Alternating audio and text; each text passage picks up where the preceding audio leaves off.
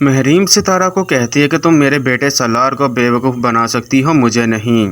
اب تم اس گھر میں چند دنوں کی مہمان ہو۔ یہ سن کر ستارہ کہتی ہے تو میں تو خود بھی یہاں نہیں رہنا چاہتی۔ میں اس انسان کے ساتھ کیسے رہ سکتی ہوں جس انسان نے مجھے خریدا ہو؟ میں اس کے نزدیک تر ایک سامان کی ہی طرح ہوں جسے اس نے خرید کر لایا ہے۔ یہ سن کر مہرین کہتی ہے تو تم میرے بیٹے کو پھر چھوڑ کر چلی ہی کیوں نہیں جاتی؟ تمہیں تمہاری اوقات کا بخوبی پتہ تو چل چکا ہے، تم پھر اس گھر میں کیوں پڑی ہوئی ہو؟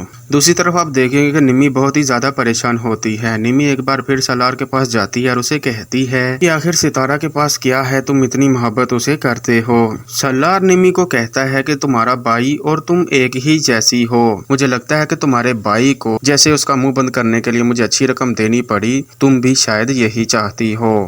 دوسری طرف آپ یہ بھی دیکھیں گے کہ زویا سلمان کو کہتی ہے کہ تم نے بہت ہی بڑی غلطی کی ستارہ کو کھو کر، تم عنقریب بہت ہی زیادہ پچھتانے والے ہو۔ تمہیں عنقریب اس چیز کا احساس ہو جائے گا کہ ستارہ تم سے محبت کرتی تھی اور تم نے ستارہ کو بیچ دیا۔ یہ بات سن کر سلمان بہت ہی غصے سے کہتا ہے کہ سالار تم لوگوں کو کچھ بھی کہے گا تو تم لوگ اس کی بات پر یقین کر لو گے، میں نے ایسا کچھ بھی نہیں کیا۔ تمہاری وجہ سے پہلے ہی سلمان بہت سے معاملات بگڑ چکے ہیں، اب میں مزید نہیں چاہتی کہ کوئی بھی ایسی ویسی بات ہو۔